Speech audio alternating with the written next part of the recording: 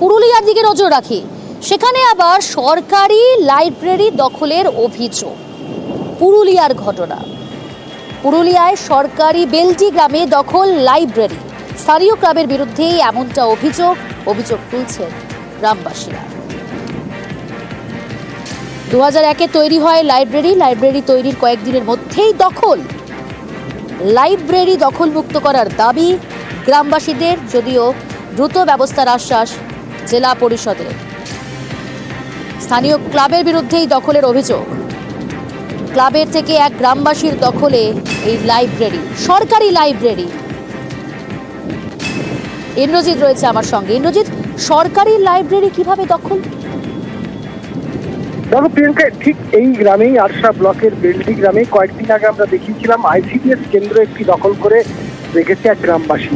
আমরা সেই খবর দেখানোর পর সেটি দখলমুক্ত হয়েছে এবং একই গ্রামে লাইব্রেরি দখল করে রেখেছে। প্রথমে ক্লাবের সদস্যরা দখল করে রেখেছিল, তারপর এক গ্রামবাসী সরকারি লাইব্রেরিকে দখল করে রেখেছে। বেলটি গ্রামীণ পাঠাগারকে 2001-এ তৈরি হওয়ার পর থেকেই কিছুদিনের মধ্যেই দখল নেয় একটি ক্লাব, তারপরেই ওই লাইব্রেরি দখল করে রাখে বর্তমান একটি ছো দল এর মালিক।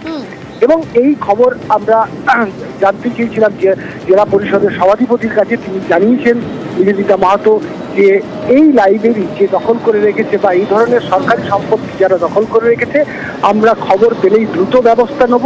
তিনি তড়িঘড়ি স্থানীয় বিডিওকে ফোন করেন এবং এই লাইব্রেরি আশা করব যে খুব তাড়াতাড়ি দখলমুক্ত হবে এবং সরকারি জায়গা যারা দখল করে রেখেছে তাদের কাছ থেকে ফিরিয়ে নেবে এই লাইব্রেরিটি।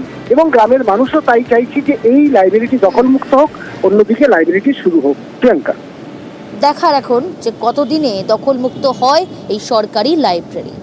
বেশ, কি হয় এখানে কিছুই হয় নাই, লাইব্রেরি নেই না। তাহলে এটা কারা দখল করেছে?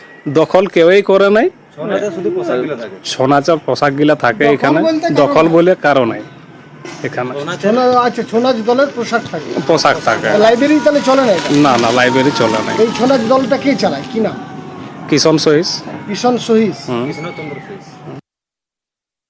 যদি সরকারি জায়গা এবং সরকারি যেহেতু প্লট ছিল এবং সরকারি যেহেতু একটা ভবন হয়েছে যেখানে আমাদের প্রস্তাবিত লাইব্রেরি ছিল, সে যে কোনো দলই হোক, আইনের জায়গায়, প্রশাসনের জায়গায়, অবশ্যই সেটা আমরা দখলমুক্ত করার চেষ্টা করা হবে এবং অবশ্যই দখলমুক্ত হবেও।